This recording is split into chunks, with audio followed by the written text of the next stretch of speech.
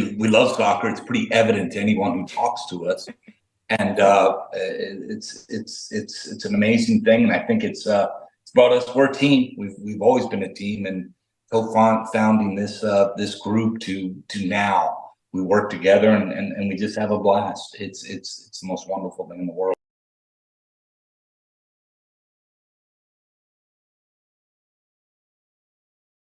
Played in middle school and high school in Orlando, and spent 2 years in Germany, where it was obviously very popular there. Came back and married Lori, and she's gradually got into it and decided, in fact, she's a bigger fan than I am. I'm mostly about the beer, and she's mostly about the players and the stats and everything else.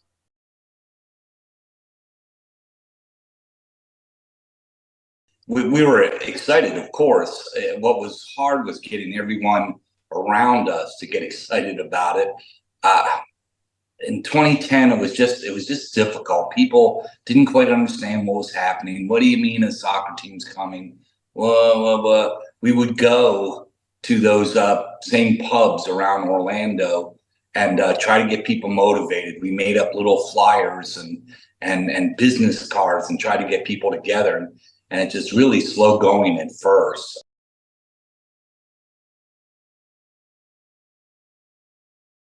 There's a lot of British and other European expats in the Orlando area. Of course, we have a large South American contingent, Central American, great people. And we try to appeal to their passion to say, hey, it's great Arsenal's playing Liverpool, and that's wonderful. But soon we'll be able to go down to the stadium and watch our team from our city. And we've asked people to join us, and a lot of people did, and that was a big help. People that aren't just your normal Americans who grew up on NFL, but to have the people in the community that were, again, the diversity of Orlando. Again, the South American, Central American, expat Brits. They really helped us to get things going, to teach us a lot on what a soccer supporters club should be.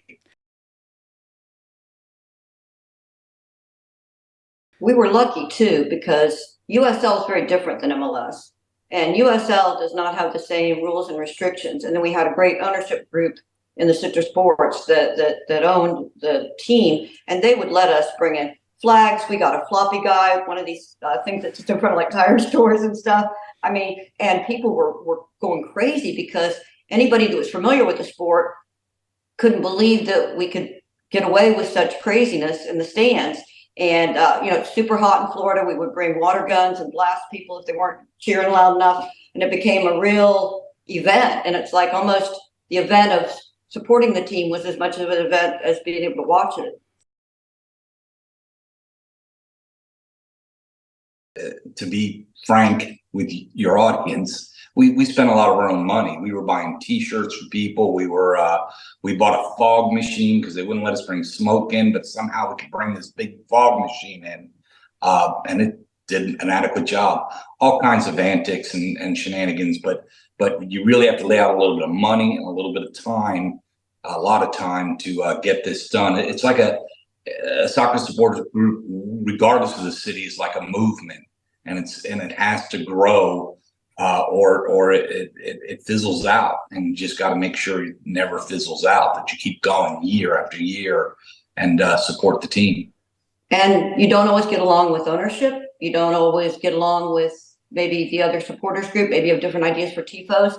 I mean, the amount of work, it is such a business. The organization and forethought that goes into preparing tifos and rigging them and painting them, weeks of backbreaking work on your hands and knees, doing this stuff. I think most people don't understand that all this stuff, this huge artwork that comes up before a kickoff and right after the national anthem, that's not the clubs like sponsoring or producing or paying for that.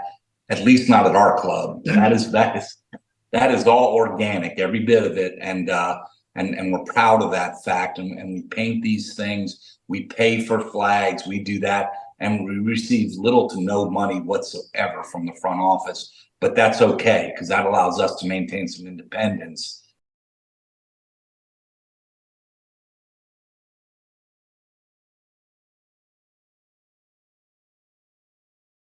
That was a magical night. It was crazy. Yeah, We had T-shirts made at the last minute, says Legends, and had our skull on it. We had every date of everyone we'd ever beat, and yeah, and it was amazing. We thought we weren't going to feel that again. In USL, we won 2 of the 3 years, so we kind of came into MLS thinking we were all going to show them we know how to play soccer.